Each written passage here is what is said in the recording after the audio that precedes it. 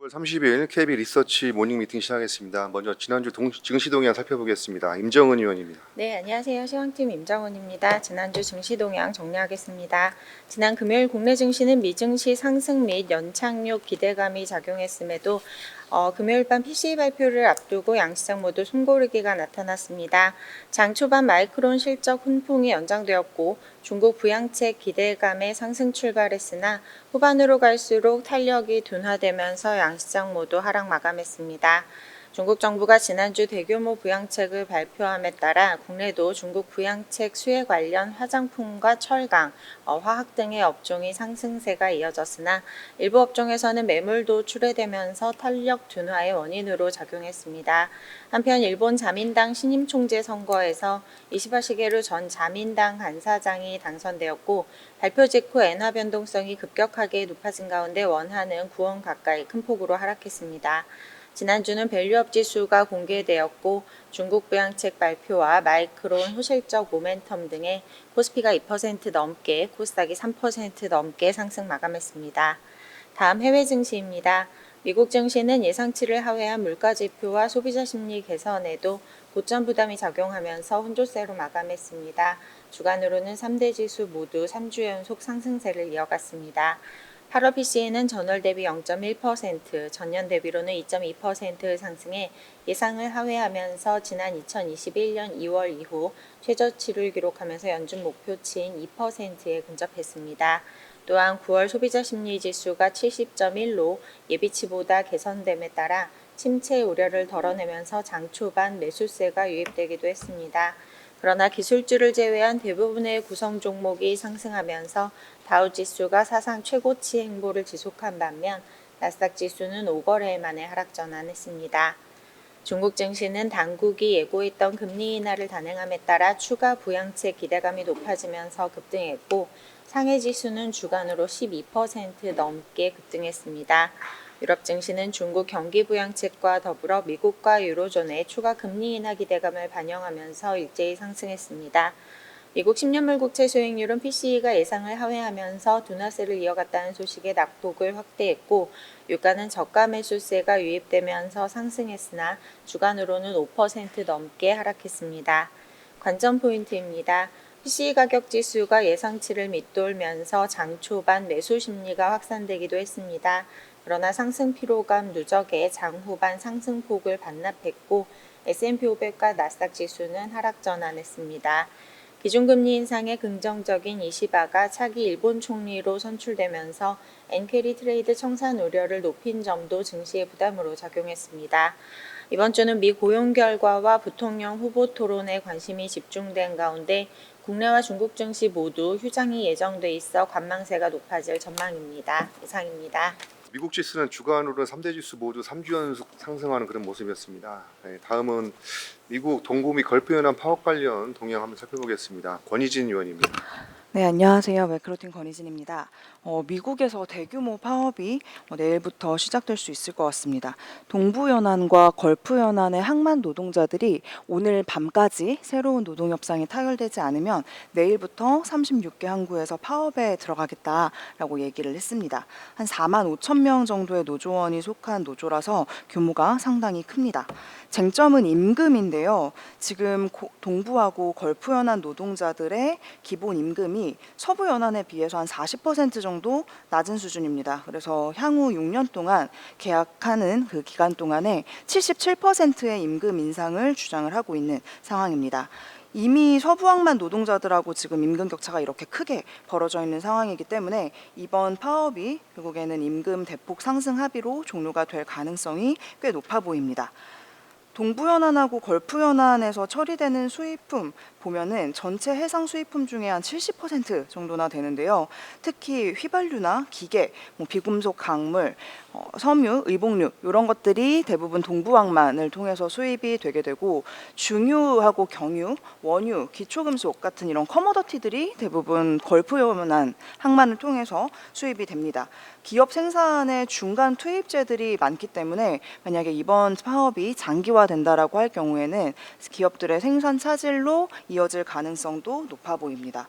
그리고 물류 비용이 오르면서 생산 비용도 높아질 수밖에 없을 것 같은데 지금 미국에서 소비 수요가 둔화하고 있는 중이기 때문에 이게 생산 비용이 높아졌다라고 해서 소비자들한테 막 적극적으로 이거 다 전가하기는 어려워 보이고 결국에 기업 이익 측면에서 조금 더 부담으로 작용할 가능성이 높아 보입니다. 파업이 길어지면 이제 글로벌 해상 운임에도 피해가 점점 커질 수밖에 없을 텐데 하루 파업을 하게 될 경우에는 이게 처리되지 않은 물량들을 정리를 하는데 한 6일 정도가 걸린다라고 합니다. 처리 과정이 굉장히 길기 때문에 파업 들어가게 되면 물류에서의 혼선은 좀 불가피해 보이고 그래서 실제로 주요 컨테이너 선사들이 10월부터 비상 운영 할증 운임을 부과를 하겠다라고 이미 계획을 다 내놓은 상황입니다. 만약에 파업이 열흘 이상 지속이 되게 되면은 10월 비농업 고용 지표 11월에 발표가 될 텐데 여기에도 영향을 미치게 됩니다. 지난번에 작년에 자동차 노조가 대규모로 파업을 했을 때도 이때 굉장히 고용 지표에서의 왜곡이 크게 나타났었는데요. 최근에 고용 지표에 대해서 뭐 연준도 그렇고 금융시장도 그렇고 다들 예민하게 반응을 하고 있는 상황에서 이 연준의 블랙아웃 기간에 이게 이제 발표가 될 거기 때문에 지표 해석이 좀 더 까다로워질 가능성이 있어 보입니다. 그래서 이후의 상황을 다시 또 업데이트를 드리도록 하겠습니다. 이상입니다. 미국의 동부 연안과 걸프 연안의 항만 노동자들이 10월 1일부터 36개 항구에서 파업에 들어갈 것으로 예고했습니다. 만약에 10월 1일부터 파업이 시작이 돼서 열흘 이상 지속이 되면 11월 발표될 10월 비농업 고용 지표에도 영향을 미칠 것으로 그렇게 예상이 되는데요. 이와 같은 변수는 그 11월 6일과 7일 FOMC 회의에 변동성을 높이는 요인으로 작용할 수 있다라는 그런 권희진 의원의 코멘트였습니다. 네, 다음은 10월 채권 전략 살펴보겠습니다. 임재균 의원입니다. 안녕하십니까, 채권팀 임재균입니다. 10월 월간 전망 말씀드리도록 하겠습니다. 지난 2분기와 3분기 금리는 연준과 한국은행의 금리 인하 기대감으로 상당 부분 하락을 한 가운데 투자들은 낮아진 레벨에 대한 부담을 가지고 있습니다. 다만 결국 한국은행의 금리 인하를 바라보면서 금리의 상방 압력보다는 하락 압력을 받으면서 하락을 하고 있는데요. 저희는 여전히 금리의 상승 압력이 높다라고 보고 있습니다. 연준은 9월 FOMC 피컷을 단행을 하면서 일반적인 인하는 아니다라고 언급을 했습니다. 실질적으로 추가 피컷에 대해서는 어느 정도 선을 그은 상황인데 하지만 고용지표가 둔화될 경우에 연준의 추가 피컷은 여전히 가능하다라고 저희는 보고 있습니다. 단기적으로 10월 4일에 발표된 고용지표에 따라서 추가 피컷 여부가 결정될 것으로 예상되는 가운데 고용지표 결과 별개로 금리는 반등할 것으로 예상하고 있습니다. 고용지표가 견고할 경우에 경기 침체 우려가 완화되면서 금리 기대감이 후퇴될 것으로 예상을 하고 있고요. 반면에 고용지표가 부진하다면 연준의 경기에 대한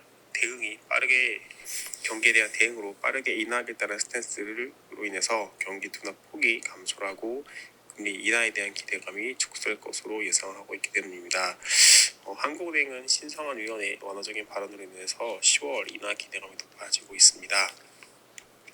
하지만 저희는 현재 한국은행이 보여주고 있는 가계부채에 대한 우려 그리고 지난 5개월간 가계부채가 증가했다는 점을 고려하면은 9월 한 달간 가계대출이 감소를 해도 이 한 달의 데이터를 가지고 한국은행이 금리 인하를 하기에는 데이터가 부족하던 상황이다라고 저희는 보고 있습니다. 시장은 결국에는 저희는 10월보다는 11월 인하를 단행할 것으로 예상을 하고 있는데 시장은 10월 동결이 되면 실망할 수도 있겠지만 11월 인하를 기정사실로 받아들이면서 그 충격은 크지 않을 것입니다.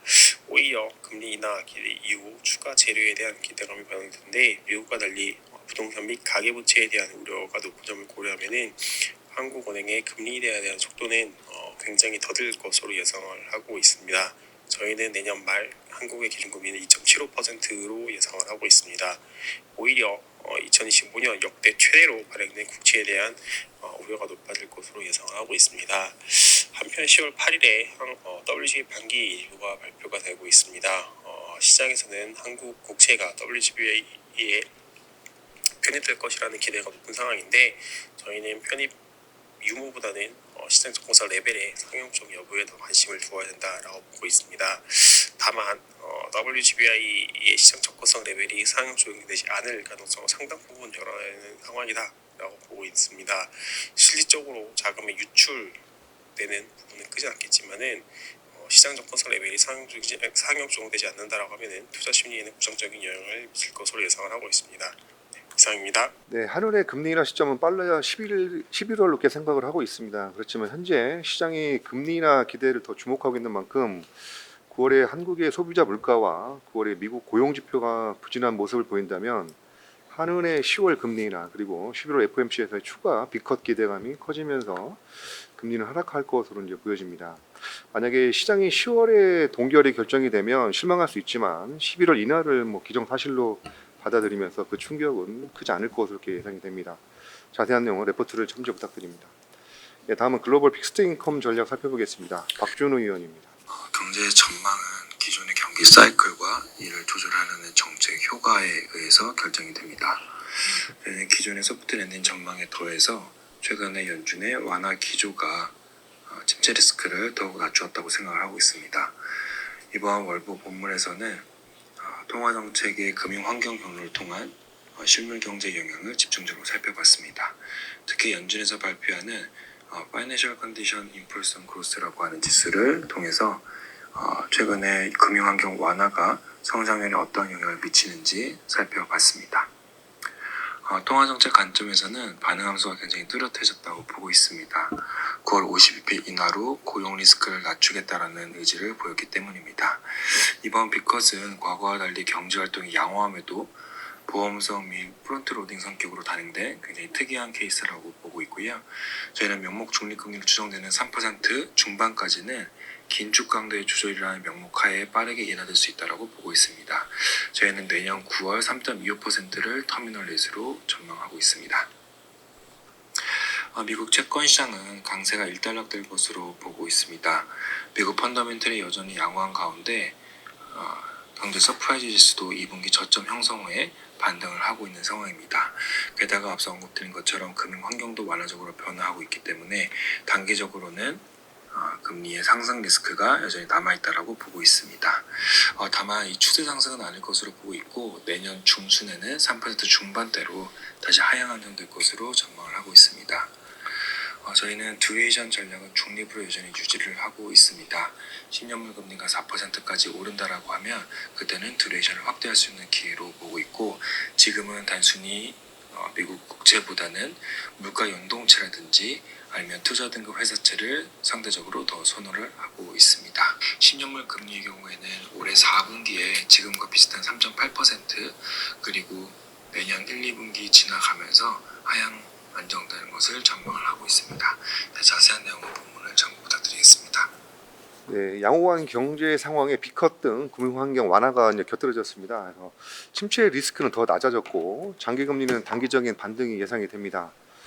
따라서 금리가 상승 추세로 이제 전환된 것은 아니기 때문에 듀레이션 전략은 중립을 유지를 하고 10년 금리가 4% 수준에 도달하게 되면 다시 확대를 고려할 계획이라는 그런 박준우 의원의 코멘트였습니다. 네, 다음은 환율 전략 한번 살펴보겠습니다. 오재영 의원입니다. 네, 지금 달러원 하락이 좀 빠릅니다. 그 원화가 중국 정책 효과 기대로 1,300 금요일 기준으로는 1,300원대까지 좀 재진입한 모습이고요. 저희는 그 9월 미 연준이 빅컷을 단행하면 외환시장은 당분간 약달러 환경이 지속될 거다라고 전망을 했었는데 최근에 지금 그 미국 소비 심리 부진 이런 것들이 좀 작용을 하면서 11월에도 빅컷 기대가 증가하면서 추가적으로 좀 달러 하락하는 환경이 좀 지속되고 있습니다. 그 달러는 최근 그 9월 빅컷 이후 기준으로는 좀 보합인데 기타 통화들, 그러니까 엔화랑 멕시코 페소 등 일부 통화를 제외하면 대부분 달러 대비 강세를 기록 중이어서 저희는 좀 약달러 환경이라고 좀 생각을 하고 있고요. 지금 50bp 인하, 11월 50bp 인하 기대가 50% 이상까지 좀 확대되고 있는 모습입니다.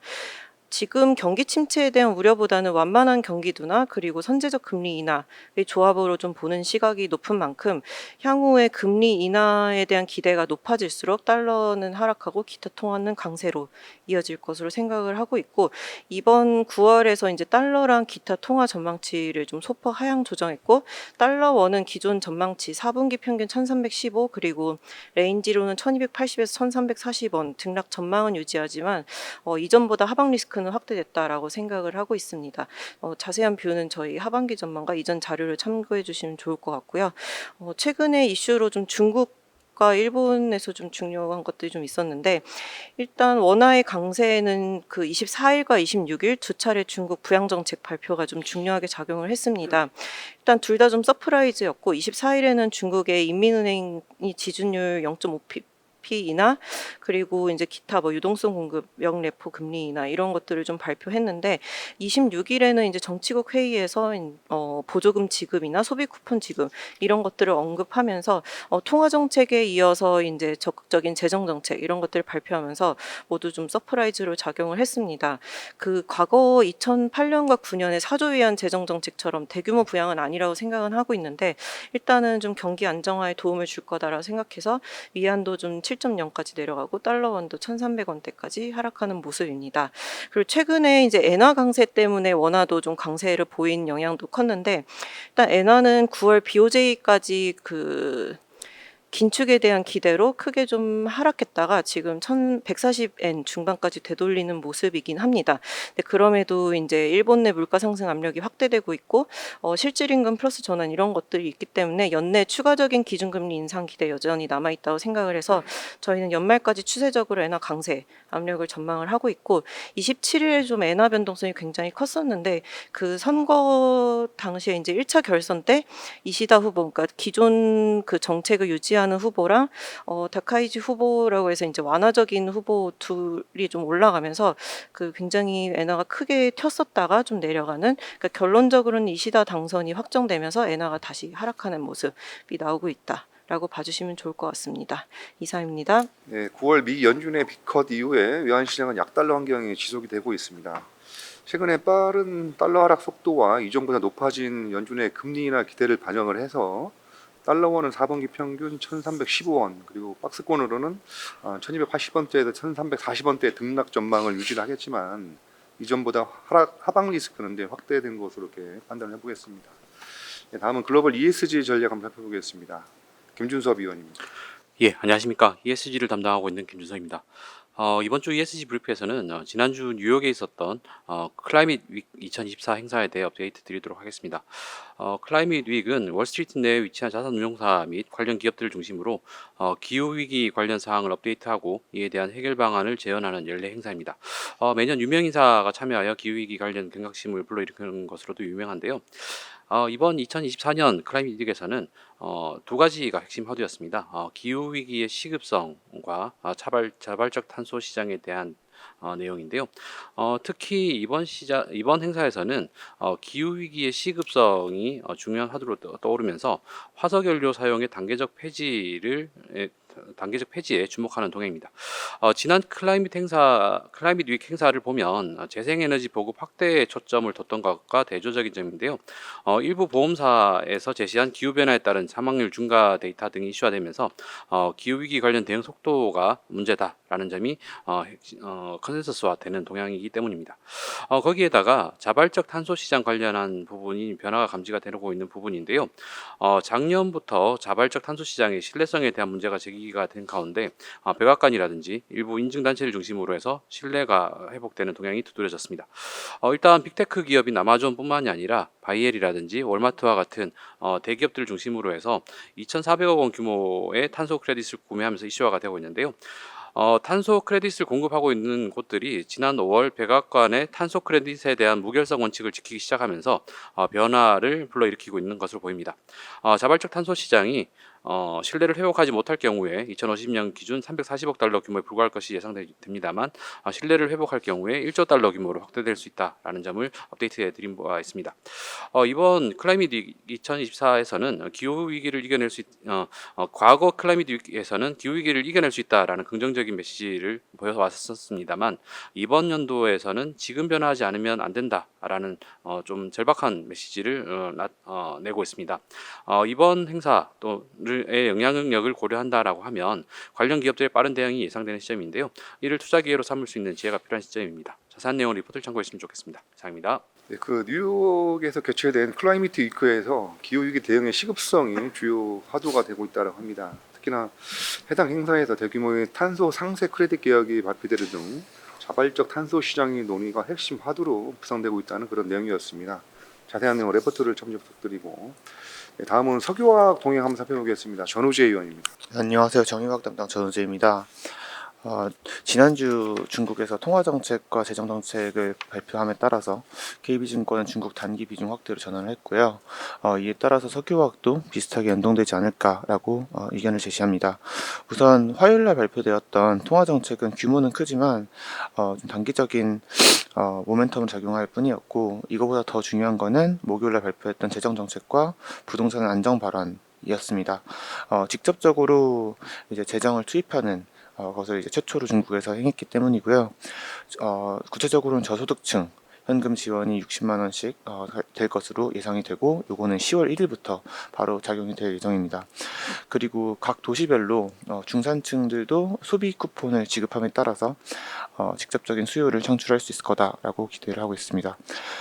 기본적으로 석유화학 섹터의 주가는 항생지수와 연동성이 높습니다. 이거는 중국과 선진국 소비와 연관이 높기 때문이고요. 이 두 개의 지수가 굉장히 연동성이 높은데 항생지수가 최근에 반등하는 것을 볼 수가 있습니다. 이 외에도 수요 이유 외에도 석유화학 국내 업체들은 중국 제품 가격에 판매 가격이 연동이 되기 때문에 매출이 바로 올라가시는 것을 볼 수가 있을 것 같습니다.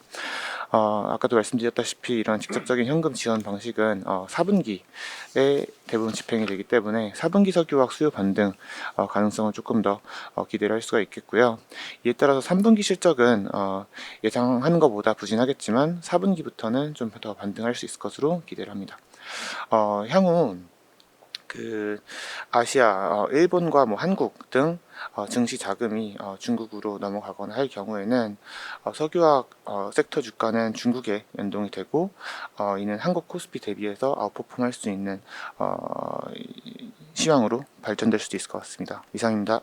네, 9월 26일 중국의 재정정책 발표가 있었는데요. 이에 따라서 KB증권은 단기적으로 석유화학에 대해서 비중 확대로 전환을 하겠습니다. 석유화학 센터 주가는 항생지수와 이제 연동이 높은데, 이는 중국 및 선진국 소비와 관련이 높기 때문이죠. 그래서 향후 중국 소비 회복의 강도와 항생지수 변동에 따라서 석유화학 섹터의 투자 심리가 연동될 것으로 예상된다는 그런 전우재 의원의 코멘트였습니다. 네, 다음은 IPO 브리프 루미르에 대해서 한번 살펴보겠습니다. 성현동 의원입니다. 네, 안녕하세요. 루미르 IPO 브리프 말씀드리겠습니다. 루미르는 이제 지구 관측 인공위성을 전문적으로 하는 기업이고요. 현재는 SAR 탑재체하고 본체 시스템을 생산을 하고 있고, 궁극적으로는 영상 및 부가 데이터 서비스를 영위할 것으로 예상이 됩니다. 사르 위성 시장은 이제 특징적인 부분이 기술적인 진입 장벽이 높기 때문에 판매자 주도 시장의 특성을 가집니다. 최근 이제 뉴스페이스 시대가 도래함에 따라서 기존에는 이제 B2G로 군사나 방위 목적에서 주로 사용되던 그 지구 관측 인공위성이 자원 모니터링이라든지 보험 솔루션 그리고 인프라 모니터링 등의 민간 시장으로 시장이 확대되고 있습니다. 2022년, 2023년 실적은 아직까지 영업 손실을 기록하고 있지만 올해 소폭 흑자 전환, 그리고 2026년에는 매출액 876억 원, 영업이익 288억 원을 기록할 것으로 이제 회사 측에서 제시하고 있는 상황입니다. 이에 대한 근거로는 이제 국내 정부 주도의 위성 사업이 본격화되고 있고요. 그리고 앞서 말씀드렸던 이 루미르 X 사업, 위성 서비스 사업이 본격적으로 성장될 것을 가정한 수치입니다. 관련해서 체크 포인트는 이제 루미르 같은 경우에는 기존에 이제 국산 인공위성 관련된 사업들을 지속적으로 참여해 오면서 스페이스 헤리티지를 확보를 하고 있고요. 2026년부터는 초소형 사르 위성인 루미르 X의 2기 발사를 시작으로 2023년까지 총 18기를 확보해서 지구 관측 데이터 서비스를 제공하고, 그리고 현재 시장에 있는 최고 사양이 한 0.3m 정도 되는데 2027년까지 해상도 0.15m를 상용화하면서 단가를 상승시킬 것으로 예상을 하고 있습니다. 이상입니다. 네, 우주 기반 지구 관측용 인공위성 시스템 전문 기업이죠. 루미르. 이 루미르가 이제 상장을 앞두고 있는데요. 공모가 밴드는 16,500원에서 25,500원. 상장 예정일은 10월 21일이라고 합니다. 자세한 내용은 레포트를 참조 부탁드립니다. 네, 다음은 메세이상 업데이트 보고서 한번 살펴보겠습니다. 김영겸 위원입니다. 네, 메세이상은 2008년 경양 하우징 페어, 2015년 대한민국 병원 의료 산업 전시회를 인수하면서 전시 사업에 본격화했습니다. 현재는 건축, 인테리어, 펫, 의료 등 20개 사업군과 연간 100여 회에 가까운 전시회를 개최하며 연 참관객 150만 명을 유치하는 국내 최고 수준의 전시 주최사로 발돋움했습니다. 2024년 예상 매출은 매출액 653억 원, 영업이익 142억 원, 당기순이익 113억 원으로 추정을 합니다. 매출액은 전년 대비 28.5%, 영업이익 26.8%, OPM 21.7%를 예상하고 있는데요. 메세이상의 연간 매출액 2021년부터 올해 예상치의 연평균 성장률은 32.9% 계속해서 고공 성장을 하고 있는 그런 주최사라고 보시면 좋을 것 같습니다. 체크 포인트 말씀드리겠습니다. 4분기는 대형 전시회 개최에 따른 사상 최고의 분기 및 연간 실적이 기대되면서 주목하셔야 됩니다. 먼저 국방부 육군본부 방위산업청이 공식 후원하는 아시아 최대 방위산업전인 대한민국 국제방위산업전 카덱스 2024가 이번 주 수요일인 10월 2일부터 6일까지 개최가 됩니다. 국가별 국방부 장관과 육군 참모총장, 방사청장 등 30개국의 48개 대표단이 참석을 하는데요. 또한 50여 개국의 365개 방산업체가 참가하는 대규모 방산 전시회입니다.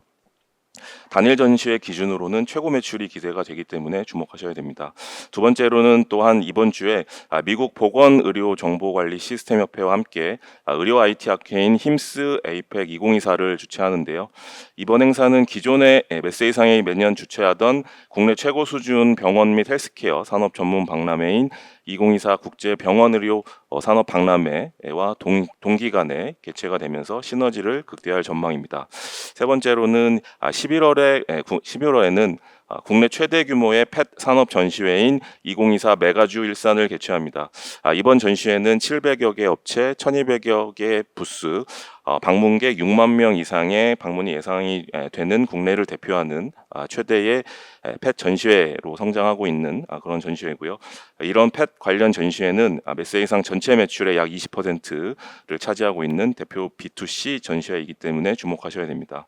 리스크 요인으로는 코로나19 같은 글로벌 신종 전염 위기가 재현한다면 전시회 개최가 감소될 수 있습니다. 이상입니다. 네, 메세이상은 원래 실적이 상주하고가 예상이 되는데요. 올해 예상 실적은 매출액 653억 원, 영업이익 142억 원이 예상이 되는데요. 특히나 4분기에는 대형 전시회가 집중되었기 때문에 4분기 실적이 좋아질 것으로 예상이 됩니다.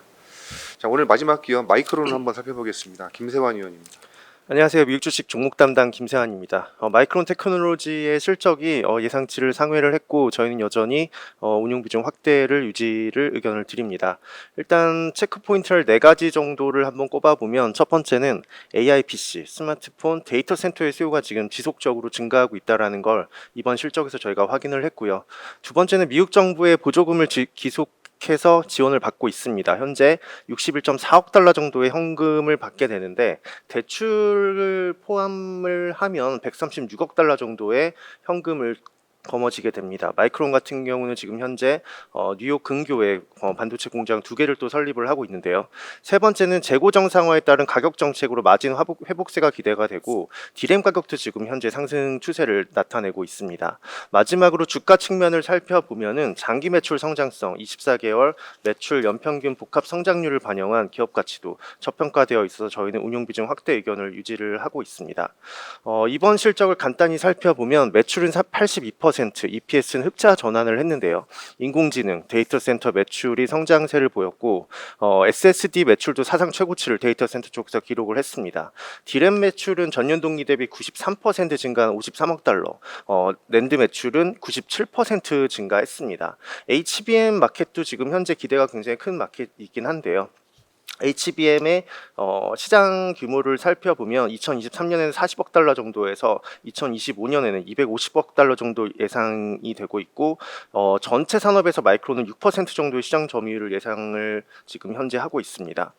이번 분기에 데이터 센터용 SSD에서 10억 달러 이상의 매출을 기록을 했고 올해 기준으로 전년 대비 지금 3배 이상 지금 급증하고 있습니다. PC 시장에 대해서도 이제는 조금 분위기가 바뀌어가고 있는데요. 일단 PC가 AI 기능으로 전환을 하고 있고 윈도우 10이 지원 종료되고 윈도우 12가 출시가 되는 등 PC 교체 주기도 가속화될 것으로 기대를 하고 있습니다. 모바일의 경우에는 개인화된 추천 기능, 개선된 카메라 성능, 스마트 음성 지원 등 AI 기능 향상으로 이런 이제 하드웨어 요구가 나타나면서 마이크론의 지속적인 수혜도 저희는 예상을 하고 있습니다.